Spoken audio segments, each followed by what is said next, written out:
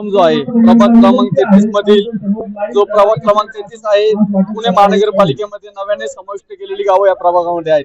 या गावातील तब्बल 10,000 माता भगिनींसाठी मी यात्रा आयोजित केलेली आहे. कालपर्यंत माझ्याकडे माझ्या ऑफिसमध्ये 5,300 महिलांनी या यात्रेसाठी नोंद केलेली आहे. येत्या 28 तारखेला शुक्रवारी मी 3,000 माता भगिनींना घेऊन या यात्रेसाठी निघालेलो आहे. समाजामध्ये मी अनेक दिवस काम करतोय. निवडणुका आल्या की बरेच जण अशा यात्रा काढतात, जत्रा करतात, परंतु मी गेले अनेक वर्ष 2012 पासून सामाजिक क्षेत्रामध्ये राजकारणासारख्या महत्त्वपूर्ण क्षेत्रामध्ये काम करत असताना मी एक गरिबी पाहिलेली आहे. समाजामध्ये धनिक अनेक आहेत, परंतु समाजामध्ये काम करत असताना आपल्या भागातील महिलांसाठी काहीतरी केलं पाहिजे हा माझा प्रमुख उद्देश आहे. मी 10,000 महिलांना घेऊन जाणार आहे. काही जण विरोधक म्हणतायत की एकच ट्रेन नेणार, परंतु मी आज तुम्हाला ठोकून सांगतो मी 10,000 महिलांना घेऊन जाणार. येत्या 15 डिसेंबर पर्यंत ज्या ज्या महिला माझ्याकडे नोंद करणार त्या सगळ्या महिलांना मी उज्जैन महाकालला घेऊन जाणार आहे. सचिन भाऊ हे आमचे मार्गदर्शक आहेत. मी मागच्या वर्षी विधानसभा मागितली होती.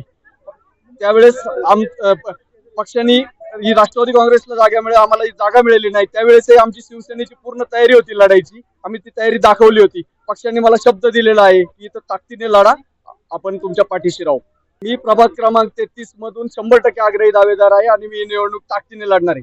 ह्या माता भगिनी मी अनेक वर्ष सामाजिक क्षेत्रामध्ये काम करतोय. कोरोना काळात आपण पाहिलं असेल की तब्बल 40 दिवस आम्ही अन्नछत्र चालवलं होतं आणि 1,500 लोक साधारणतः 40 दिवस आमच्या इथून दुपारचं जेवण आम्ही फ्री मोफत ठेवलं होतं. राजकारण बघून न करता सामाजिक दृष्टिकोनातून त्यांनी हा उपक्रम गेले अनेक वर्ष आज चालवलेला आहे. त्याचा एक भाग म्हणूनच आज आम्ही सर्व त्यांना शुभेच्छा आणि विशेषतः लोकांचे आशीर्वाद घेण्यासाठी आलोय. आणि महाकाळाचं दर्शन झाल्यानंतर नगरसेवक इच्छुक असलेले पण आमदार होतात, तर हेही आता त्यांच्या मनातले काय ज्या भावना असतील परमेश्वर करो त्यांच्याही भावना पूर्ण करो. परंतु एक गोष्ट नक्की आहे की सामाजिक दृष्टिकोनातून काम करणारे असे कार्यकर्ते ज्यावेळी असे उपक्रम राबवतात त्यांना पाठबळ देणं हे आमचं सर्वांचं कर्तव्य आहे. त्याचा एक भाग म्हणून आज आम्ही सर्वजण एकत्रित झालो.